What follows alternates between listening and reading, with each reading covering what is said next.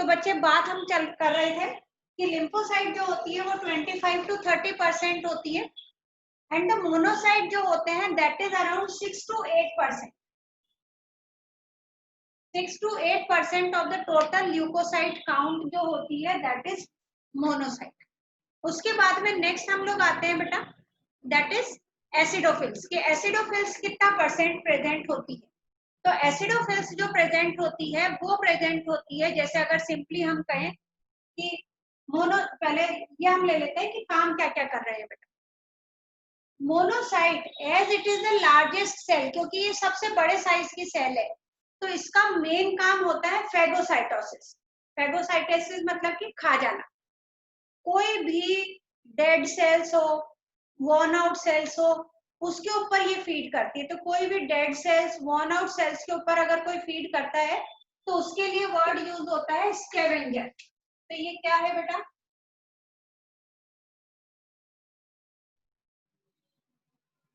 This is called as scavengers. ये क्या होती है, स्कैवेंजर्स होती है, यानी कि स्कैवेंजिंग करती है. स्कैवेंजिंग का मतलब हो गया कि they feed on the dead and the worn out sales. Dead और वॉर्न आउट सेल्स के ऊपर ये फीड कर जाती है. उसके बाद में नेक्स्ट आता है दैट इज एसिडोफिल्स. एसिडोफिल्स का एक और नाम होता है बेटा, and that is called as eosinophils. ये इसका सेकेंड नेम है. एसिडोफिल को इओसाइनोफिल भी कहते हैं. Why it is called as eosinophils? देखो बेटा, फिल, FIL, फिल, केमिस्ट्री में पढ़ोगे बेटा. फिलिक, फिलिक मतलब होता है लविंग. क्या मतलब होता है? Loving, LOVIN. और एक वर्ड होता है बेटा फोबिक. फोबिक का मतलब होता है फियरिंग. अगर कोई किसी से लविंग है तो वो उसको अपनी तरफ अट्रैक्ट करेगा. कोई किसी से फोबिक है, डर है, तो वो उससे दूर जाएगा. यहाँ पे वर्ड क्या है, एसिडोफिल्स. मतलब एसिड स्टेन के लिए ये they are loving towards acidic stain, मतलब they can take acidic stain. और एसिडिक स्टेन में भी वो कौन से स्टेन ले रहे हैं बेटा? Eosin. Eosin is the red stain. Red colour का स्टेन होता है बेटा इओसिन, जो एसिडिक इन नेचर होता है. तो क्योंकि ये इओसिन स्टेन ले लेते हैं, that's why they are also known as eosinophil. इसको इओसाइनोफिल भी कहते हैं क्योंकि ये इओसिन स्टेन लेता है. इसका अगर हम लोग अमाउंट देखें कि कितना प्रेजेंट होगा इओसाइनोफिल जो है, या हम एसिडोफिल कहें कि कितना प्रेजेंट है, तो ये hardly 2 to 3%. 2 to 3% of the total leucocyte count ये प्रेजेंट है. नेक्स्ट आता है बेसोफिल. बेसोफिल का नंबर टोटल WBCs में सबसे कम होता है. क्यों? उसके पीछे reason, because it causes allergic reaction. ये हमारे अंदर अगर कोई एलर्जी हो जाती है तो उसके लिए, एलर्जिक रिएक्शन के लिए रिस्पॉन्सिबल है. तो बेटा, और हमें अगर एलर्जी हो जाती है, एलर्जी आपको पता है ना, जैसे कभी कभी किसी के पूरे शरीर पे रैशेज आ जाते हैं, मोटे मोटे दफेड़े कहते हैं हिंदी में तो, लेकिन उसके लिए हम कहेंगे कि वो जगह जगह से इरेग्युलर स्वेलिंग आ जाती है, जिसको हम सिंपल लैंग्वेज में कहते हैं पित्त हो गया, पित्त निकल गया इसके. वो बेटा वो एलर्जिक रिएक्शन किसी भी चीज की. तो एलर्जी के लिए ये बेसोफिल रिस्पॉन्सिबल होती है, इसलिए इसका तो अमाउंट जितना कम हो उतना ही अच्छा है. तो ये केवल 0.5 to 1%. 0.5 to 1% is the basophils. अब अपना बच गया कौन सा बेटा? न्यूट्रोफिल्स. न्यूट्रोफिल्स जो होते हैं दे आर द मैक्सिमम. अभी तक के जितनी भी WBC हमने पढ़ी है, सबसे ज्यादा WBC का नंबर जो होता है वो न्यूट्रोफिल्स का होता है, and that is around 60 to 65% of PLC. Total leucocyte count का 60 से 65%. तो कई बार क्वेश्चन आ जाता है विच WBCs is present in largest number, तो आंसर रहेगा neutrophil. Second largest number, answer रहेगा लिम्फोसाइट, ठीक है। उसके बाद में third largest number monocyte, fourth largest number acidophils, और सबसे कम इज द बेसोफिल्स। ये तो हो गया बेटा इनके नंबर्स के बेसिस पर। अब हम ये देखते हैं व्हाट आर देयर फंक्शन, इनके फंक्शंस क्या है बच्चे। तो फंक्शंस में अगर हम सिंपली देखें, अभी तो मैं इसको शॉर्ट में बता रही हूँ, 12th क्लास में आएंगे तब हम डिटेल में पढ़ेंगे बेटा। लिम्फोसाइट जो होता है ये रिस्पॉन्सिबल होता है फॉर द इम्यूनिटी, और इम्यूनिटी भी क्या, एंटीबॉडीज बनाती, क्या बनाती है बेटा, ये एंटीबॉडीज। आपको हो सकता है ये दिखाई नहीं दे रहा, तो मैं थोड़ा सा इसको इस तरह से कर देती हूँ। एंटीबॉडीज बनाने के लिए लिम्फोसाइट रिस्पॉन्सिबल होती है। तो इसका मतलब ये हुआ कि जो हमारे लिम्फोसाइट्स होती हैं they are responsible for the synthesis of antibodies. Monocyte का मैंने बता ही दिया बेटा, स्कैवेंजर का काम करता है, यानी फैगोसाइटोसिस।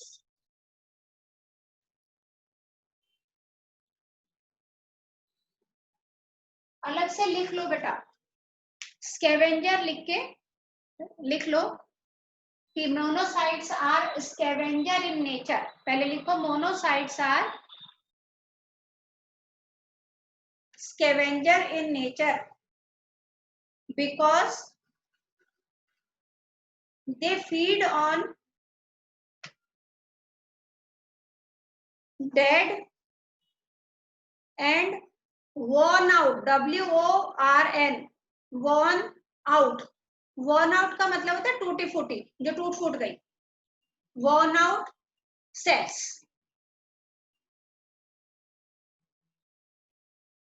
उसके बाद में नेक्स्ट हम लोग आते हैं बेटा एसिडोफिल्स की। अगर हम लोग बात करते हैं कि एसिडोफिल्स क्या कर रहे हैं बेटा, तो एसिडोफिल्स जो हो रही हैं ये बेटा काम करेंगे हम लोगों के सिंपली कि you can say wound healing. Wound healing मतलब घाव अगर हो जाता है तो उसको भरने के काम में, वुंड हीलिंग के काम में आता है बेटा। इसके अलावा it also resist infection,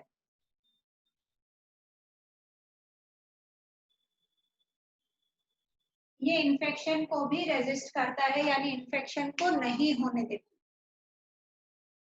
basophil मैंने आपको पहले ही बताया बेटा, बेसोफिल को सिंपली हम होमोलोगस एनालोगस कंसीडर कर सकते हैं मास्ट सेल से। बता सकता है कोई बच्चा मास्ट सेल का function, function of mast cell, कोई भी बच्चा। मैंने कनेक्टिव टिश्यू में करवाया था बेटा, कनेक्टिव टिश्यू में करवाया था मास्ट सेल, नहीं याद, चलो मैं बता देती हूँ। मास्ट सेल 3 सब्सटेंसेस रिलीज करते हैं बेटा, हिस्टामिन, सेरोटोनिन और हेपेरिन, ये 3, ये भी वही काम करते हैं। This also releases serotonin and histamine, ये भी हिस्टामिन और सेरोटोनिन रिलीज करता है। तो दिस सिक्रीट, मैं इसको ये नहीं है जिसका नाम मास्ट सेल है, मैं बता रही हूँ ये मास्ट सेल के जैसा ही है। तो क्या सिक्रीट करेगा बेटा, it secrete histamine and serotonin. और जब मैंने बताया था बेटा, अगर आपने अभी तक पेजेस पलट लिए होंगे, अगर पेजेस पलट के उसमें नहीं देख लो लिखा है या नहीं, अगर नहीं लिखा है तो अब लिख लो।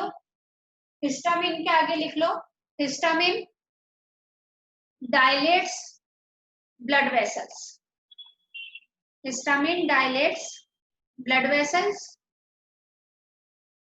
and serotonin constrict.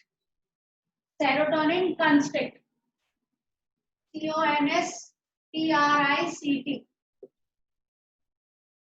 Serotonin constrict. CONSTRICT. constrict. constrict मतलब कोई चीज को छोटा कर देना. dilate मतलब बड़ा कर देना. constrict blood vessels. लास्ट आता है हम लोगों का न्यूट्रोफिल्स. न्यूट्रोफिल क्या है बेटा? अब न्यूट्रोफिल हम लोगों ने बताया कि सबसे लार्जेस्ट नंबर है, दैट इज अराउंड 60 to 65% है, और इसका मेन फंक्शन है बेटा फैगोसाइटोसिस. फैगोसाइटोसिस का मतलब होता है टू ईट अप, किसी भी चीज को खा जाना. तो ये किसको खाते? They eat up the foreign bodies. जो भी कोई फॉरेन बॉडी हमारी बॉडी के अंदर एंटर करती है, दे फीड ऑन दैट. तो सिंपली आप ये कह सकते हो फैगोसाइटोसिस का काम कौन कौन कर रहा है बेटा? Monocyte and neutrophil. ये नीट में आया हुआ क्वेश्चन है बेटा. Which WBCs या which leukocyte are responsible for the phagocytic action? कौन सा WBC फैगोसाइटिक एक्शन के लिए रिस्पॉन्सिबल है? आंसर रहता है बेटा मोनोसाइट एंड न्यूट्रोफिल. लिख लो question. which leukocyte is responsible for phagocytic action? Answer लिखोगे बेटा neutrophils and monocyte. Next question लिखो. which WBC is largest in diameter? which WBC is largest in diameter? कौन सा होगा बेटा? बता सकते हो डायग्राम देख के?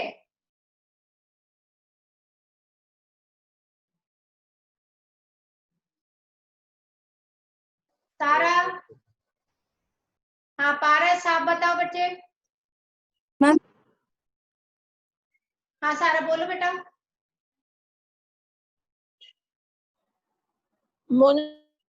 Very good, monocyte. Very good. Monocyte is the largest WBC. लिखो answer. Monocyte is the largest WBC.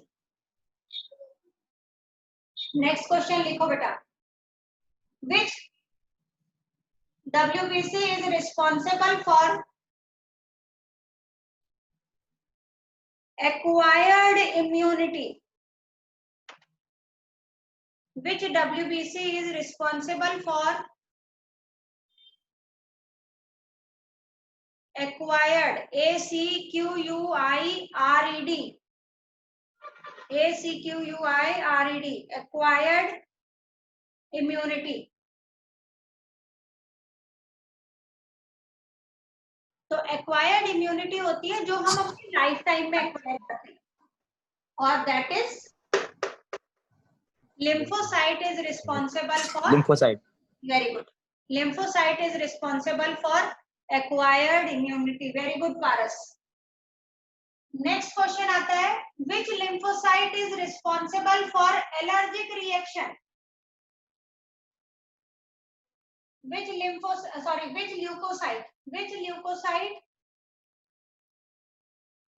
is responsible for allergic reaction?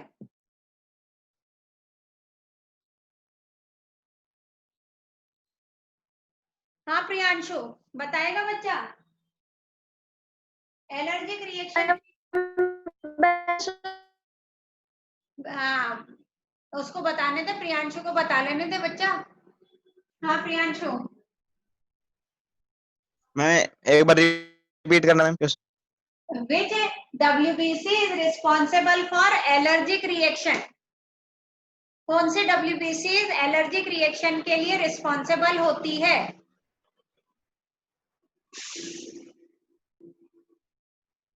Ma'am basophils. Very good. Basophils. Basophils are responsible, answer लिख लो बेटा, basophil are responsible for allergic reaction, और साथ में और भी लिखो, एंड इट इज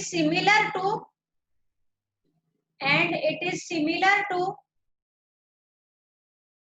ब्रैकेट में लिखो एनालॉग, लॉगस, ANALOGOUS, एनालॉगस ऑर्गन पढ़े थे ना 10th में अपन ने, एनालॉगस ऑर्गन और होमोलोगस ऑर्गन, यानी different origin but perform similar work.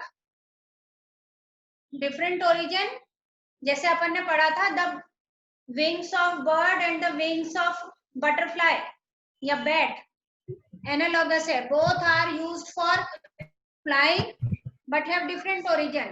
Flipper of whale, flipper of dolphin, ये भी पढ़ा था हम लोगों ने, तो वो सब एनालॉग नहीं, sorry, flipper of penguin and flipper of dolphin, ये भी एनालॉगस है। तो नेक्स्ट पॉइंट में लिखो, it is similar to, bracket में लिखो, एनालॉगस टू मास्ट सेल। किसके सिमिलर है बेटा?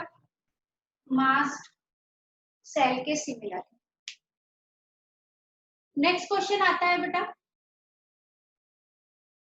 which WBC is responsible for healing wounds? Which WBCs is responsible for healing wounds? मुस्कान, बताओ बच्चे।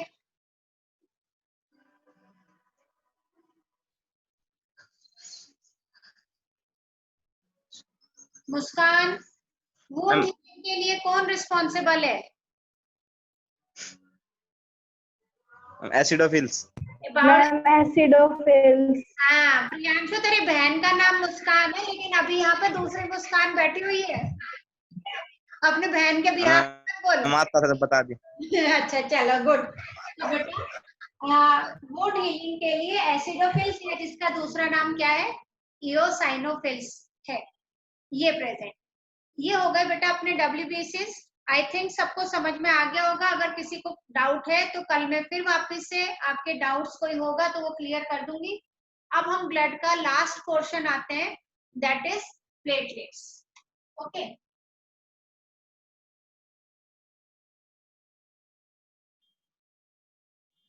अच्छा वन मोर थिंग, ये बेटर है ज्यादा या जो मैं कागज पे समझाती थी वो ज्यादा बेटर है बेटा? मैम बोर्ड वाला। ब्लैक बोर्ड वाला, ओके गुड। अब बेटा लास्ट जो हमारा आता है वो आता है प्लेटलेट्स।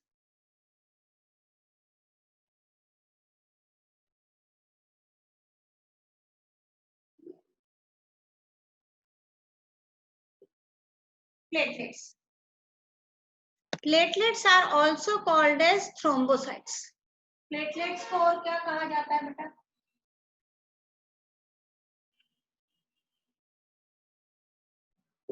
थ्रोम्बोसाइट्स कहा जाता है, ठीक है।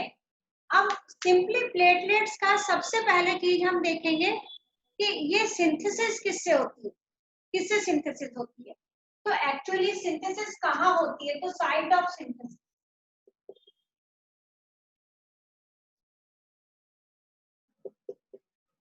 तो बेटा बोन मैरो में ही होगी। लेकिन बोन मैरो में एक स्पेशल सेल्स होती है जिनको कहा जाता है मेगा कैरियोसाइट। क्या कहा जाता है बेटा? Megakaryocyte. नाम देखो, megakaryocyte, mega means big, karyon, eukaryon, prokaryote, तो कैरियन मतलब क्या हुआ बेटा?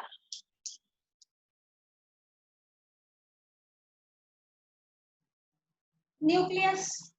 और कहीं पे भी वर्ड आता है साइट, साइट का मतलब आता है सेल। तो वो सेल्स जिनका न्यूक्लियस बहुत बिग है, और वो सेल्स कहाँ प्रेजेंट है बेटा? Bone marrow. तो हम ये कह सकते हैं the mega karyocyte present in the bone marrow. लिखो बच्चे, mega karyocyte, mega karyocyte present in the bone marrow are responsible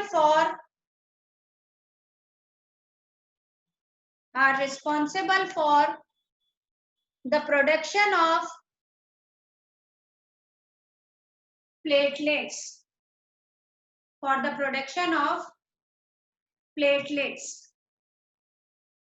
उसके बाद में सेकंड आता है इनका नंबर कितना होता है बेटा। इसका नंबर मोस्टली सब लोगों को पता है बेटा, डेंगू ने सबको इनका नंबर बता दिया कि कितना होता है।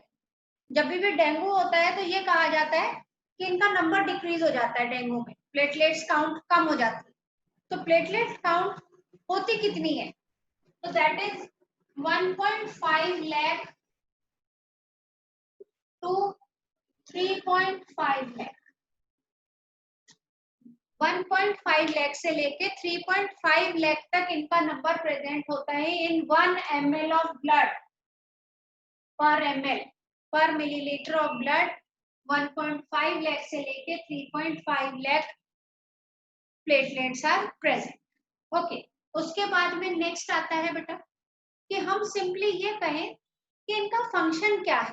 तो पता है कई बार क्या कहा जाता है, लिख लो क्वेश्चन, लिख लो ये line, these are also considered as the, लिखो, these are also considered as the fragments of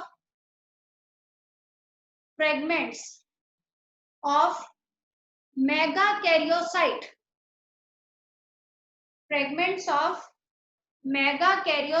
मेगाकैरियोसाइट्स के इसको क्या माना जाता है बेटा, फ्रेगमेंट्स माने जाते हैं। ठीक है, नेक्स्ट चीज, इसका और कुछ शेप वाइप कुछ नहीं है, इरेगुलर शेप है, टुकड़े हैं बेटा, फ्रेगमेंट्स है, तो वो होगा। नंबर इसका प्रेजेंट है। फंक्शन, तो बेटा it is mainly responsible for clot formation, या फिर दूसरा word coagulation of blood, CLOT clot formation, या फिर coagulation COAGULATION coagulation of blood. जब हमारे कभी कहीं पे भी कट लग जाता है, घाव हो जाता है, अगर ब्लीडिंग होने लग जाती है तो थोड़ी देर बाद ब्लीडिंग स्टॉप हो जाती है, और ब्लीडिंग जब स्टॉप हो जाती है तो वहां पे ऐसे थोड़ा सा सेमी सॉलिड सा जमने लग जाता है, जो बाद में थोड़ा थिक हो जाता है, अपन फिर उसको निकाल देते हैं, लास्ट में उसको खुरंड कहते हैं। तो वो एक्चुअली जो खुरंड बना था इनिशियल कंडीशन में, वो इन प्लेटलेट्स की वजह से ही बना। तो एक्चुअली अगर प्लेटलेट काउंट कम हो जाता है तो क्यों चिंता का विषय होता है। अगर डेंगू जब होता है और उसमें प्लेटलेट काउंट कम हो जाता है बेटा, तो डॉक्टर्स बहुत ज्यादा चिंतित हो जाते हैं, प्लेटलेट्स का ट्रांसफ्यूजन करवाना पड़ता है। क्यों? क्योंकि अगर ब्लड में प्लेटलेट काउंट कम हो जाते हैं, 60,000 से नीचे चले जाते हैं, तो ब्लड वेसल्स अंदर हमारे कई बार जगह जगह पे रप्चर हो जाती है बेटा, अपने आप ही। तो अगर वो रप्चर हो गई तो वो हील नहीं हो पाएगी, उसमें क्लॉटिंग नहीं हो पाएगी, और जब क्लॉटिंग नहीं हो पाएगी तो क्या हो जाएगा, अंदर ही अंदर ब्लड टिश्यू में निकल जाएगा, जिसके लिए वर्ड यूज होता है बेटा हेमरेज।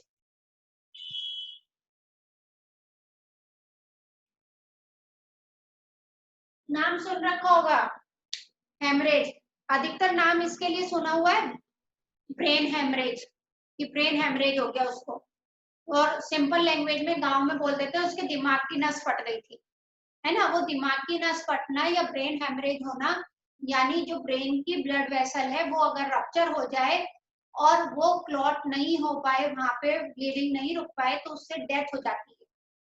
आपने यूजुअली एक और चीज बताती हूँ बेटा, कई बार आपके लगती है कुछ, तो आपके कहीं पे भी हम सिंपल कहते हैं नील पड़ गया, शायद सबको पता होगा नील, सुन रखा है, किसी ने नहीं सुन रखा हो नील, कि नील पड़ गया, तो वो मुझे प्लीज हैंड रेस करके बताओ कि उसने नहीं सुन रखा नील का, कि नील आ गया, नील पड़ गया। कई बार अपने आप भी पड़ जाता है, किसी ने भी नहीं सुन रखा, सबने सुन रखा है, गुड। तो कभी कभी नीले रंग का नील पड़ जाता है कहीं पे, कभी कभी लाल रंग का नील पड़ जाता है, देखा होगा। तो मम्मियाँ क्या कहती थी, नीले रंग का नील खराब होता है, लाल रंग का नील अच्छा होता है, कुछ अच्छी चीज होगी, नीले रंग का हुआ तो कुछ चीज खराब होगी, ऐसा कुछ नहीं है।